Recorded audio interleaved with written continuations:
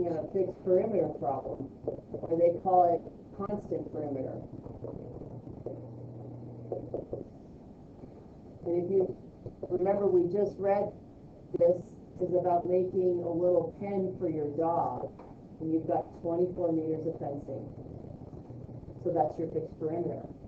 And our job is to make different rectangles that have whole number dimensions, and then to sketch each rectangle. But we've done a lot of sketching, so we can do some of this together just with mental math.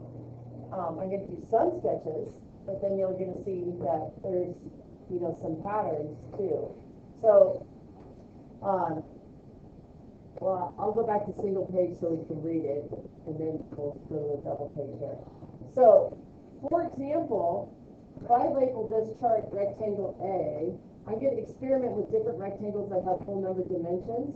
So their first one is a 1 by 11. And the reason that works is because this has a perimeter of 24, because 1 plus 11 makes what? And 12 plus 12 makes 24. So this is a 1 by 11.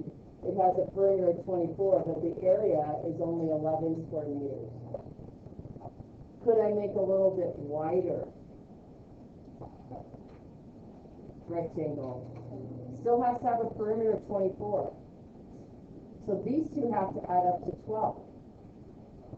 What is it, Jen? 10. Yeah, a 2 by 10 still has a perimeter.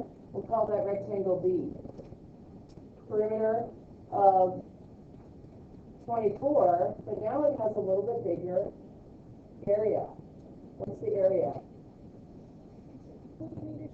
20 meters squared. So it's kind of like the lanyard I was just showing you.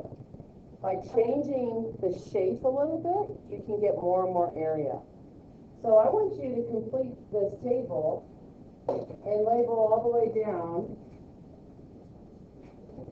And you have to go to K. I know.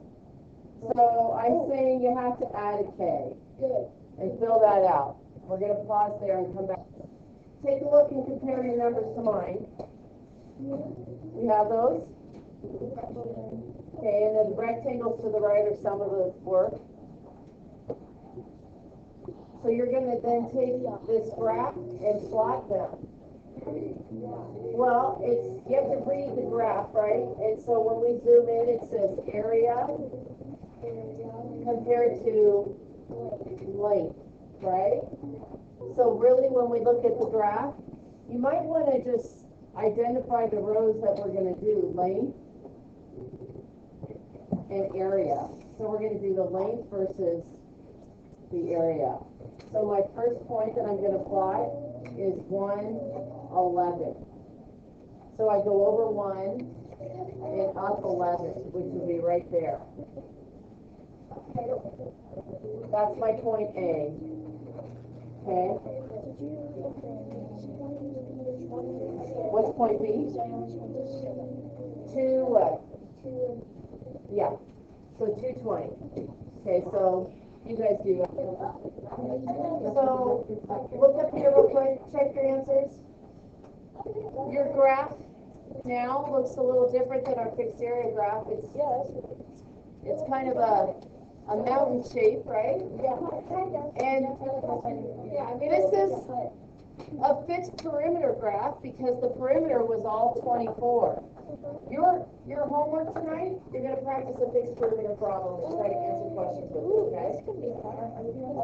And I'm going to post this just as a little example of how to make fixed perimeter in case you get stuck.